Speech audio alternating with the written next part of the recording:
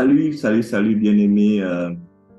Euh, ouais, pionnier, vraiment très content de voir encore, de partager encore cette capsule avec toi. Ouais, je suis vraiment surexcité de voir des grandes choses que tu as encore déjà entrepris, tu es en train de faire encore. Je vois toutes les initiatives que tu as encore prises. Voilà, tous ceux certains d'entre vous étaient vraiment découragés, ils avaient abandonné, s'étaient arrêtés, mais là, je vois du mouvement, de l'action. Je vais t'encourager, Seigneur. Je vais encore t'encourager aujourd'hui avec cette capsule pour que tu saches que ce que tu es en train de faire est très important et que tu ne perds pas ton temps, mais que ça va servir à quelque chose. Ça va servir à quelque chose. Alléluia. Il y a des récompenses pour les pionniers. Et moi, je voudrais vous partager cela. Des récompenses pour les pionniers. Alléluia. Oui, les pionniers, c'est des gens qui commencent petits. Je dis, euh, qui donc méprisait le temps des petits commencements? Ils auraient plutôt dû se réjouir en voyant la pierre choisie dans la maison, dans la main de Zérubabel. Quant à ces sept, ce sont les yeux de l'Éternel qui parcourent pour la terre. Les faibles commencements, les petits commencements. Le pionnier, c'est celui qui est l'adepte des petits commencements. Il commence petit, petit, comme cette plante que vous voyez. Hein? Il commence petit. Il commence petit. Et la première récompense extraordinaire, c'est dit, tu commences là où il n'y a pas. Waouh! Et après, tu vois la plante. Quelle joie, quelle joie. Et ça, personne ne peut te l'arracher. Hein? Personne ne peut te l'arracher. Hein? Tu as souffert, oui, il y a eu tous ces défis-là, mais quand tu vois la plante, c'est extraordinaire. Extraordinaire. Alors, une des bénédictions, c'est quoi? C'est être porteur de bénédiction. Tu es une porte de bénédiction sur les autres. C'est ça, une porte de bénédiction. Je te bénirai. Je ferai de toi un personnage renommé et tu deviendras une source de bénédiction pour d'autres. Je bénirai ceux qui te béniront et je maudirai ceux qui t'outrageront. Toutes les familles de la terre seront bénies au travers de toi. Alléluia. Je veux te dire une chose, toi qui as choisi de pouvoir te battre pour avoir une association nationale dans ton pays, sache que tu es rentré dans une dimension de bénédiction. Et sache que tu as le privilège d'être une porte de bénédiction sur ta nation. Oui, lorsque les médecins vont se lever, lorsque ces gens vont se positionner, certains en tant que professeurs, d'autres en tant dans la santé publique, d'autres dans l'administration, d'autres dans les cliniques, d'autres dans les structures publiques, et que ces gens vont porter en eux l'ADN de Christ. Ces gens seront les mains de Christ qui touchent les patients. Ces gens seront le regard du Christ, le canard de l'amour du Christ. Oh, tu verras que cette nation est bénie parce que tu t'es levé. Parce que tu t'es levé. Lorsque des hommes et des femmes qui viennent à l'hôpital vont rencontrer Jésus, vont devenir des disciples de Jésus, parce que cette association existe et que vous avez formé les gens à communiquer leur foi, à transmettre leur foi à leurs patients, parce que vous avez investi du temps et de l'énergie à ça, et que les flux vont se lever. Vous serez une porte de bénédiction. Une porte de bénédiction pour la structure, pour des quartiers, pour des villages dans lesquels vous allez faire des actions foraines. Lorsque vous allez aller dans des endroits où une association a eu le privilège d'aller dans les prisons. Waouh! D'aller dans les prisons, apporter des soins aux prisonniers. Porte de bénédiction. Lorsque tu vas semer tout ça.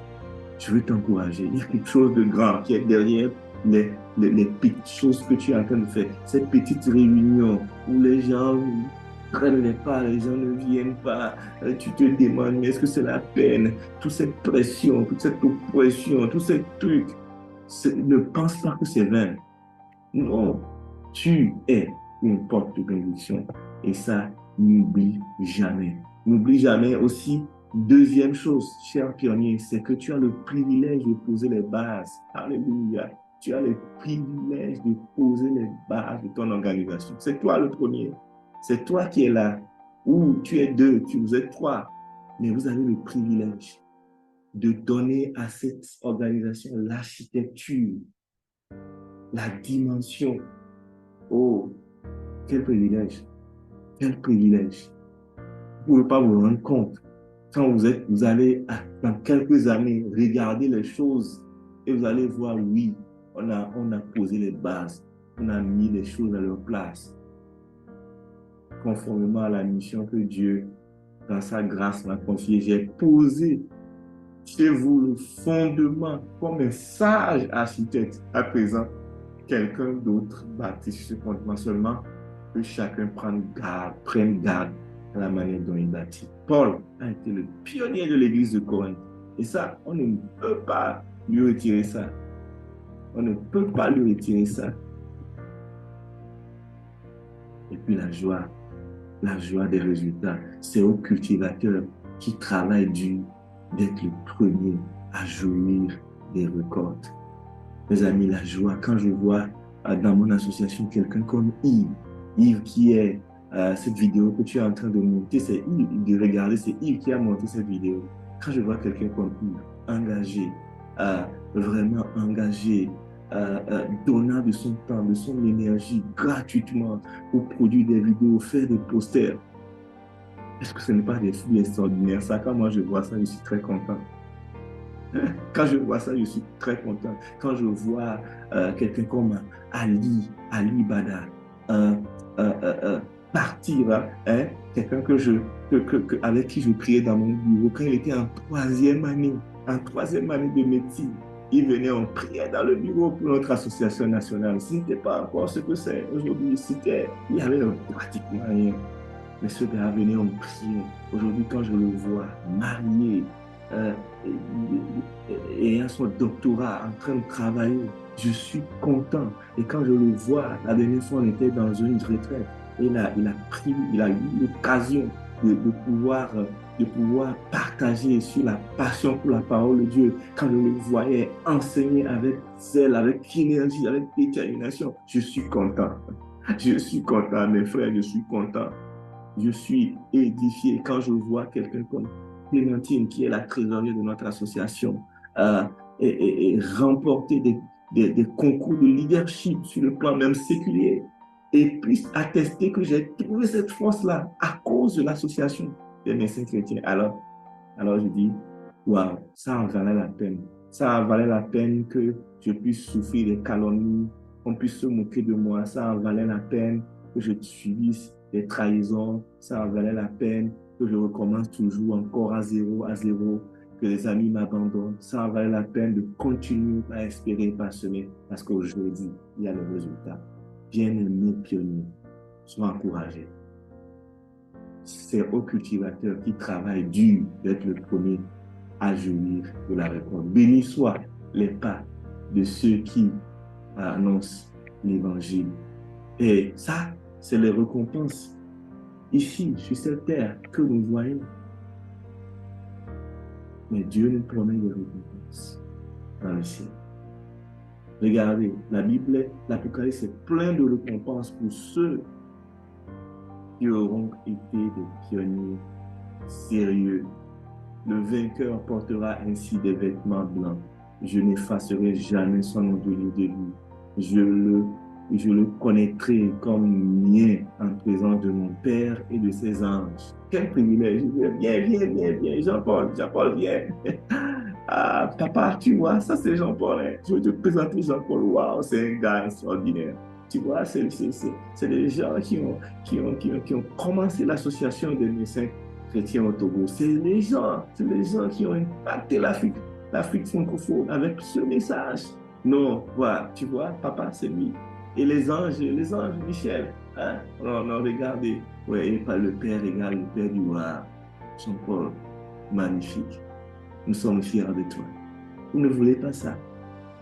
Bien-aimé, vous ne voulez pas ça.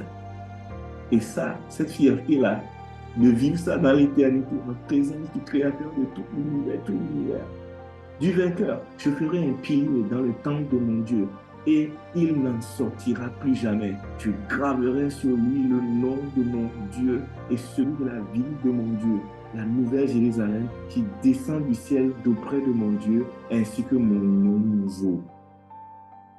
Le vainqueur, je le ferai siéger avec moi sur mon trône. Alléluia. C'est comme une expérience. Il dit, mais comment il fait? Comment il fait? Il dit, mais viens.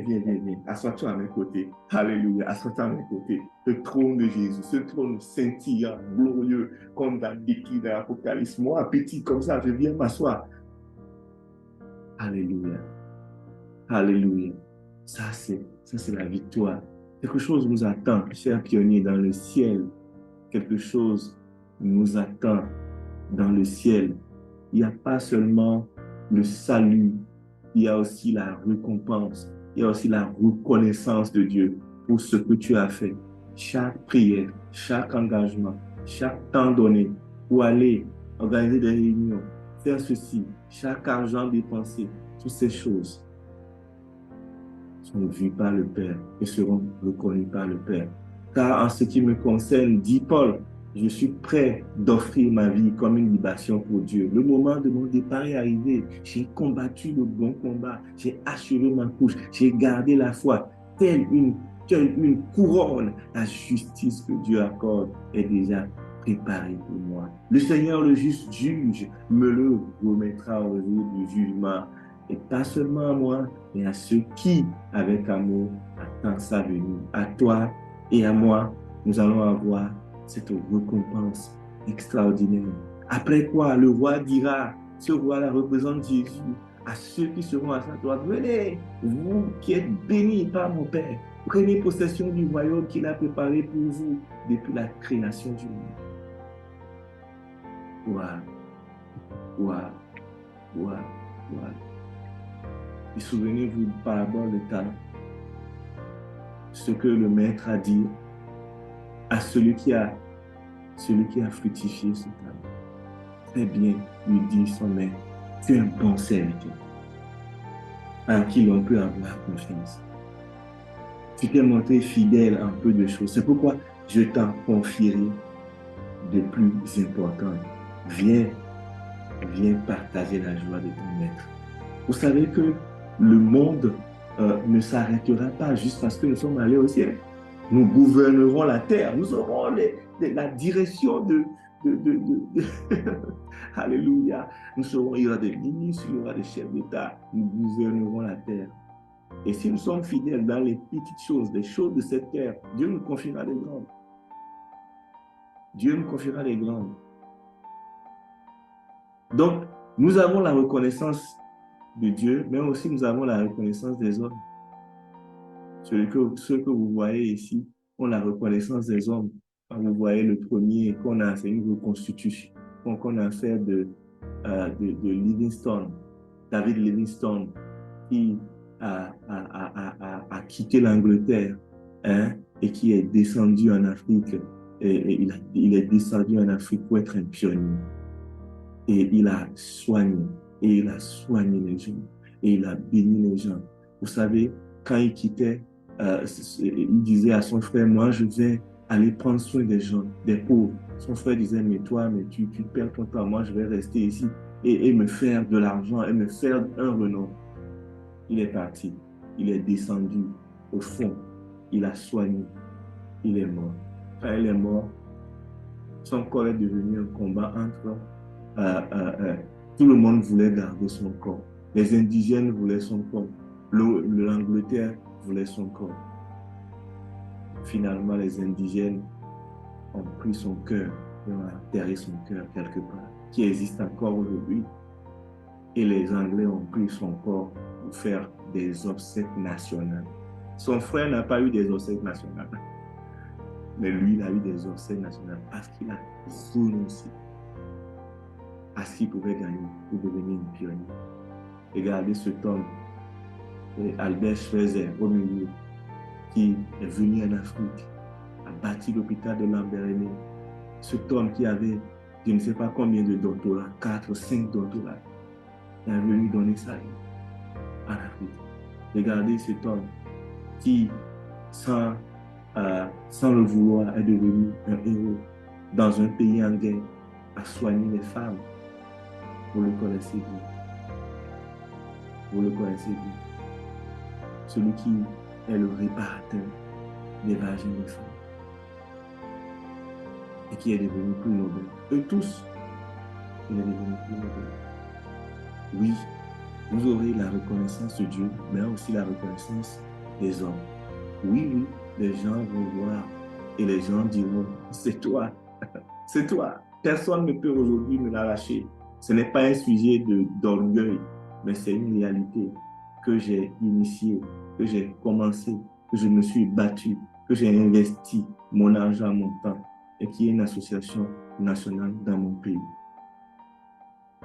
Bien-aimés, est-ce que vous allez arrêter en chemin ce que vous avez commencé dans votre association nationale? Non, ne t'arrête pas.